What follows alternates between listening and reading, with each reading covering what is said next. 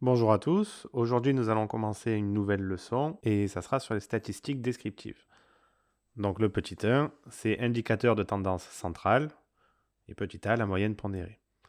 Donc si on lit la définition ensemble, la moyenne pondérée de la série statistique xi, ci-contre, donc dans le tableau, et le nombre réel noté m ou x bar, tel que x bar ou petit m, c'est la même chose, est égal à n1 multiplié par x1 plus n2 multiplié par x2 plus etc. jusqu'à np et xp.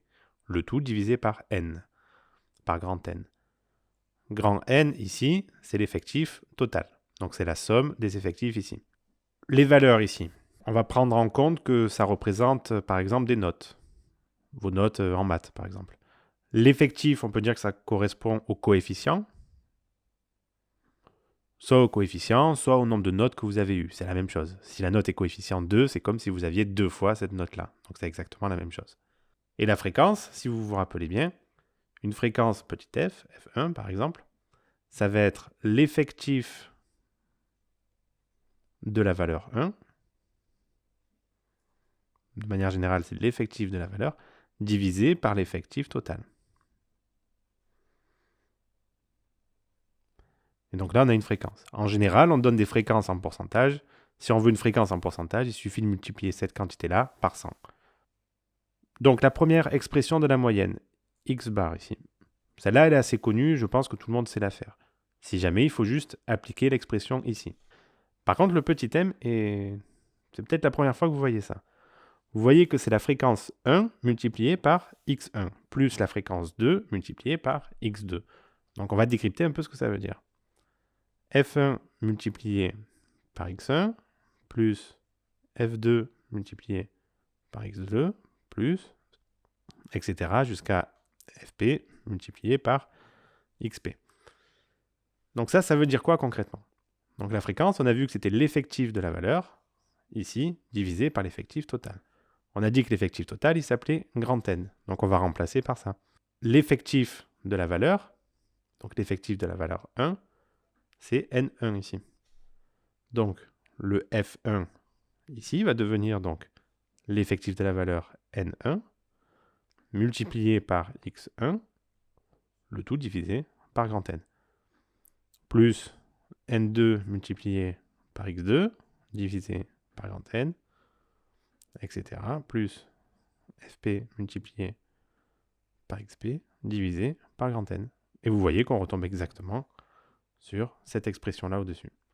Donc en fait, les deux expressions sont équivalentes. Vous pouvez utiliser celle que vous voulez, ça n'a aucune importance. Quand on lit la remarque, on dit pour une série regroupée en classes, on obtient une valeur approchée, alors ça c'est très important ce terme-là, valeur approchée, de la moyenne en prenant pour xi les centres des classes. Une série qui est regroupée par classe, c'est en fait quand on met plusieurs valeurs dans une même case. Donc par exemple, ça aussi normalement vous avez déjà vu. Donc ici on va mettre la classe. Et je mets toutes les valeurs qui sont comprises entre 0 et 8 par exemple. En général on utilise ça pour faire des diagrammes en bâton, des histogrammes. Et après on part de 8 et on arrive jusqu'à 13. De 13 plutôt. Et ensuite on arrive, donc 13 compris cette fois-ci, et on arrive jusqu'à 20. Donc on nous dit qu'on peut avoir une valeur approchée en prenant le centre de la classe. Ici, le centre de la classe entre 0 et 8, c'est le nombre qui va avoir au milieu de 0, 8, de l'intervalle 0, 8. Donc vous prenez ça, vous mettez le centre de la classe ici, et vous considérez que c'est une valeur. On continue avec le petit b, la linéarité de la moyenne. On nous donne ici un tableau. On nous dit a et b désignent des nombres réels. Si la série xi a pour moyenne petit m, alors la série axi plus b, donc a multiplié par xi plus b, donc a et b c'est des nombres réels, donc racine de 2, 2, 3, 4, etc., a pour moyenne grand M, AM plus B. Nous allons maintenant nous intéresser à la deuxième partie de cette propriété-là. Donc on nous dit que si la série statistique xi, donc ce qu'il y a dans le tableau ici, les valeurs et l'effectif, a pour moyenne petit m, alors la série axi plus b a pour moyenne grand M est égal à am plus b. Concrètement, ça veut dire quoi? Eh bien, ça veut dire simplement que si toutes mes notes xi de ma première série de base je les multiplie par un nombre A et que j'ajoute un nombre B, alors ça reviendra à multiplier ma moyenne avant cette chose-là, ma moyenne petit m, ici, à la multiplier par A et y ajouter ce nombre B. Alors on peut multiplier par A, mais comme A et B sont des réels, ils peuvent être positifs, négatifs, rationnels. C'est-à-dire que si je veux faire 1/3 de x1 par exemple, moins 8, c'est tout à fait possible. Je ne suis pas obligé d'augmenter ma moyenne, je peux la diminuer. Nous allons voir maintenant comment ça marche. Eh bien, on va prendre l'expression de la moyenne normale, petit m.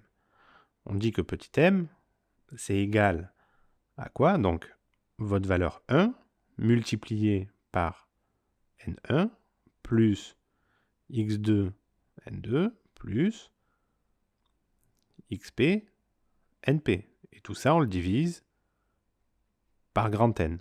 Grand N qui correspond à l'effectif total. Maintenant, on va remarquer cette moyenne-là, mais avec un coefficient devant A, et on va y ajouter B. Donc cette moyenne, c'est plus petit m, mais grand M. On va donc multiplier par A ce nombre x-là, et y ajouter petit b. Donc c'est ce que nous allons faire. AX1 plus B facteur de N1, plus AX2 plus B facteur de N2, plus, etc., etc. Divisé par grand N. Donc ça, c'est ce que nous dit cette série-là. En fait, j'ai remplacé x1 par cette valeur qui est juste en dessous. Donc on continue, on va voir si on peut arranger. Là, a priori, la première chose que l'on peut faire, c'est distribuer le A et le B. On va commencer par faire ça, du coup. Grand M sera donc égal à AX1 N1 plus B N1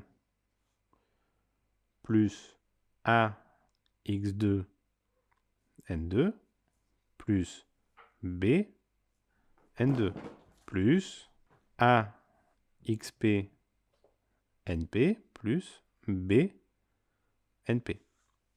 Le tout divisé par grand N.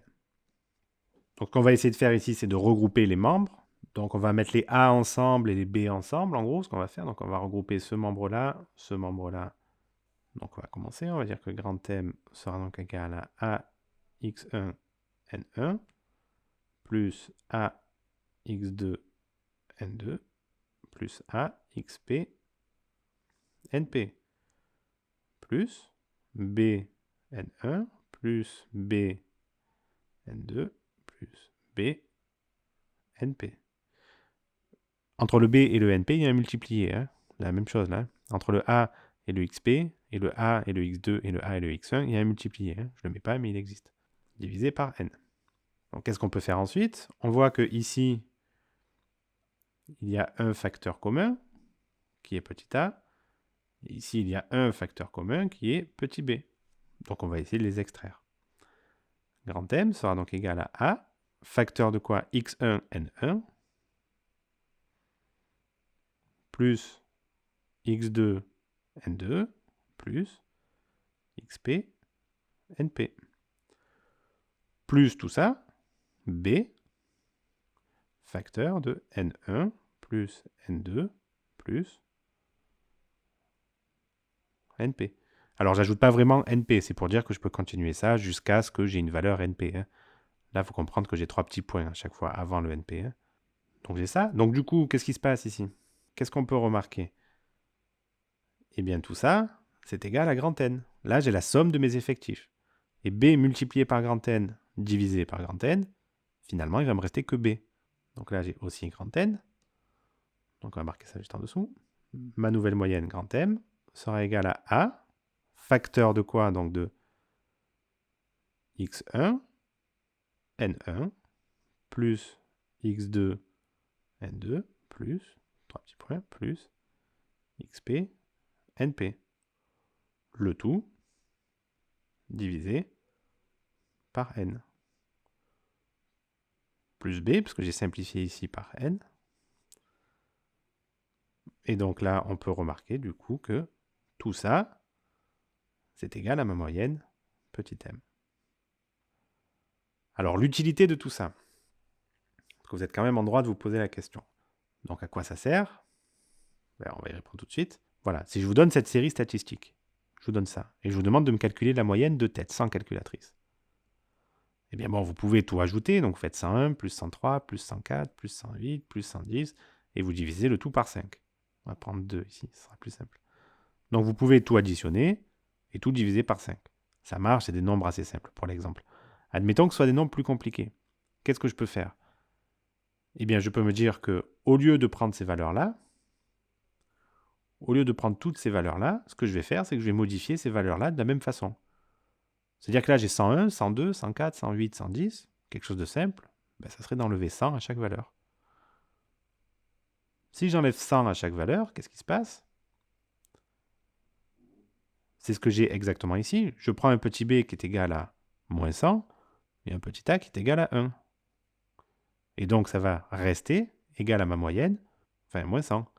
Donc, ma moyenne, grand M, sera donc plus égale à 101, mais 1, plus 2, plus 4, plus 8, plus 10, divisé par 5. Et donc ça donne 25 sur 5, qui est égal à 5. Attention, j'ai trouvé ma nouvelle moyenne. Comme ici, grand M, comme j'ai enlevé 100 à toutes les valeurs, c'est égal à petit m, moins 100. Moi, ce que je cherche, c'est le petit m ici. Donc je vais écrire petit m est égal à grand M plus 100. Et donc, il faut que j'ajoute 5 plus 100. Ma moyenne petit m est égale à 105. Donc, ce que ça nous permet de faire, c'est de calculer une moyenne plus facilement en modifiant chaque valeur au début et en les rajoutant ensuite. Vous pouvez faire ça, ça marche tout à fait. Nous passons maintenant à la médiane et les quartiles. Donc, la médiane, ça aussi, normalement, c'est des révisions. La définition nous dit que la médiane d'une série de n valeurs rangées dans l'ordre croissant. Valeurs que l'on doit ranger dans l'ordre croissant. Attention, ce n'est pas les effectifs, les valeurs. On nous dit que c'est le nombre grand M petit e, grand ME, tel qu'au moins 50% des valeurs de la série lui sont inférieures ou égales, et au moins 50% lui sont supérieures ou égales. On nous dit que si n est impair, ME est la valeur centrale. Si n est pair, ME est la demi-somme des deux valeurs centrales. Donc on voit un petit exemple très rapide. Donc si je prends une valeur paire, si je prends 4 personnes et que je les range de la plus petite à la plus grande, donc ici mes valeurs c'est la taille des personnes, eh bien on nous dit que la médiane, elle sera ici. Et ça va être la moyenne de ces deux valeurs-là. La moyenne de ces deux valeurs-là, de ces deux tailles-là. Donc si lui il fait 170 cm, 180, 182 et 184. La médiane ME ici sera égale à 180 plus 182 divisé par 2. Et donc ça nous donne 181 cm. On vérifie. Est-ce que j'ai au moins la moitié des valeurs qui sont inférieures ou égales à la médiane? J'ai 170, 180 qui sont inférieurs à la médiane. Et j'ai 182 et 184 qui sont supérieurs à la médiane. Donc j'ai la moitié qui sont inférieures et la moitié qui sont supérieures. Donc le calcul est bon. Donc on nous dit que c'est la demi-somme des deux valeurs centrales, c'est ce qu'on vient de faire. Maintenant, si n est impair, on nous dit que ME, c'est la valeur centrale. Donc là, il nous suffit juste de rajouter une dernière personne. On peut la rajouter avant ou après, ça ne change rien. 185. Et là, on voit que c'est cette personne-là qui devient centrale. Donc, la moyenne ME, dans ce cas-là, elle sera égale, du coup, à 182 cm. Et est-ce que j'ai au moins la moitié de mon effectif qui est inférieur ou égal à la médiane? J'ai 1, 2 et 3 personnes qui sont inférieures ou égales à la médiane, parce que 182 est égal à la médiane, donc on la compte. Et j'ai au moins 3 personnes qui sont supérieures ou égales, 182, 184 et 185 cm. Donc c'est aussi juste. Donc nous passons maintenant au quartile. Un quartile, qu'est-ce que c'est? Donc la définition nous dit que quand notre série statistique elle est toujours rangée par ordre croissant, on nous dit que le premier quartile est la plus petite valeur Q1 de la série, tel qu'au moins 25% des valeurs de la série sont inférieures à Q1. Le troisième quartile, qui est noté Q3, c'est la valeur de la série, telle qu'au moins 75% des valeurs de la série sont inférieures à Q3. Alors on va voir un peu ce que ça donne. Alors c'est pas tout à fait la même chose que la médiane, vous allez comprendre. Si par exemple je prends des personnes, je les range toujours dans l'ordre croissant, j'en prends cette fois-ci 9. Donc nous prenons 9 personnes et nous les rangeons dans l'ordre croissant. On va dire par exemple, on les range par taille, du plus petit au plus grand. Voilà, donc on nous dit le quartile, c'est une valeur Q1 telle que au moins 25% des valeurs de la série y sont inférieures.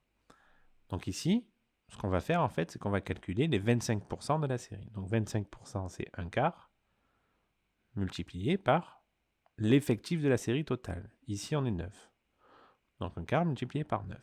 Et ça nous donne 2,25. Alors c'est là où c'est un peu différent avec la médiane. Ici ce qu'on souhaite, c'est qu'au moins 25% des personnes aient une valeur inférieure à Q1. Donc ici j'ai le choix, soit je prends 2, soit je prends la deuxième personne, soit je prends la troisième personne. Donc j'ai le choix entre la deuxième et la troisième personne. Eh bien, si on prend la deuxième ici, j'ai combien de personnes qui sont inférieures à la deuxième personne? J'en ai qu'une seule. J'ai qu'une seule personne qui est inférieure à 165 cm. Mais nous, on sait que le quart des personnes, 25% des personnes, c'est 2,25. Donc en fait, ce qu'il faut que je fasse, c'est que je prenne la troisième valeur. Et en prenant la troisième valeur ici, j'obtiens 171. Donc ma valeur Q1, elle est égale à 171. Donc voilà pour le premier quartile. Pour le quartile numéro 3, on va faire un peu pareil, sauf qu'ici, on veut 75% des valeurs qui sont inférieures à Q3. 75%, c'est 3 quarts. Donc on va faire 3 quarts de 9, ça nous donne 6,75. Alors on peut raisonner différemment, c'est-à-dire qu'on va placer le troisième quartile à 6,75. Donc on compte.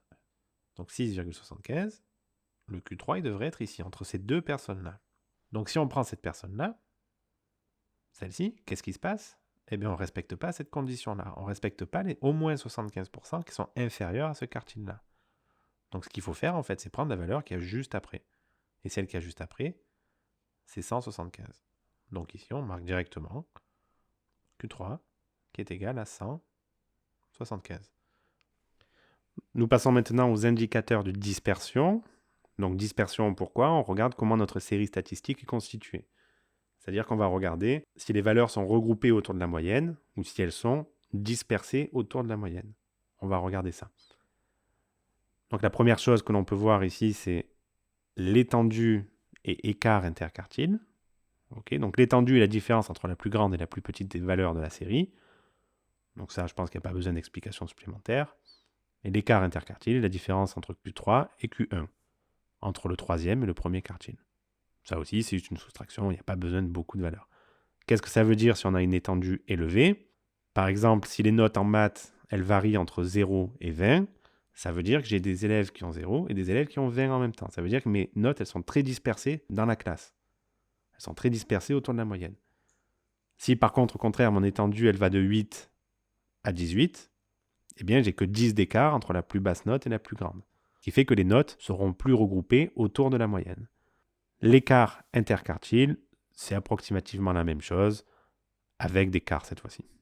Nous passons maintenant à l'écart type. On nous dit, pour la suite, on considère la série statistique S définie par le tableau ci-contre. Son effectif total est grand N, tel qu'il est égal à N1 plus N2 plus N3, etc. jusqu'à NP. Et ses valeurs sont X1, X2, X3 jusqu'à XP. Donc la première chose à savoir, c'est la variance. La variance de la série statistique S est le nombre réel positif noté grand V, tel que la variance est égale, donc à grand V, est égale à N, N1, donc l'effectif 1, multiplié par, entre parenthèses, X1 moins la moyenne, le tout au carré. Pourquoi est-ce qu'on fait ça? Eh bien, c'est relativement simple. Si ici vous avez votre moyenne, petit m, qu'ici vous avez votre valeur, petit x1, ce qu'on veut faire en fait, c'est calculer la distance entre votre note et votre moyenne. Et comme suivant dans quelle position on va se trouver, par exemple ici la moyenne elle est plus grande, donc quand je fais x1 moins m, ma valeur est négative. Comme on ne veut pas de nombre négatif, on met au carré. Et donc là ici on va obtenir les écarts qu'il y a entre votre note et la moyenne. Et on divise tout ça par grand N. On nous dit que l'écart type est le nombre réel positif noté S ou sigma, tel que S est égal à racine carrée de V. Donc, l'écart type, c'est la racine carrée de la variance, tout simplement. C'est-à-dire que pour calculer un écart type, il faut d'abord calculer la variance. Donc, c'est cette formule-là. Je pense qu'elle est assez explicite, je ne vais pas la détailler. Si jamais il y a des problèmes, vous me le dites. Et pour trouver l'écart type, il faut simplement faire la racine carrée de cette variance-là. Donc, vous avez tout simplement l'écart type. Qu'est-ce que ça veut dire un écart type? Encore une fois, c'est un indicateur de dispersion. Si vous avez un écart type qui est petit, vous allez avoir... C'est une sorte d'écart moyen, en fait, l'écart type. Ça va être un écart entre votre moyenne et vos valeurs. Si on a un écart type petit, ça veut dire que vos notes, toutes vos notes, elles seront en moyenne rapprochées de la moyenne de la classe. S'il est grand, ça veut dire que vos notes, elles seront plus éloignées. Donc, si par exemple, ici j'ai x1, ici j'ai x2. Donc, dans ce cas-là, on a un écart type qui est petit, et dans ce cas-là, on a un écart type qui est plus grand. Et donc, ça nous sert juste à savoir si notre série statistique est dispersée, ou si elle est plutôt regroupée autour de la moyenne. Ça nous sert simplement à ça. Donc, bon ben voilà, c'est ce qu'on nous dit ici dans la remarque. L'écart type mesure la dispersion des valeurs autour de la moyenne. Plus il est grand, plus les valeurs sont éloignées de la moyenne. On nous dit qu'il est souvent intéressant de calculer la proportion des valeurs de la série appartenant à l'intervalle la moyenne moins 2 fois l'écart type et la moyenne plus 2 fois l'écart type. Donc on nous dit simplement que c'est intéressant à calculer. On verra pourquoi plus tard. Donc le cours est terminé.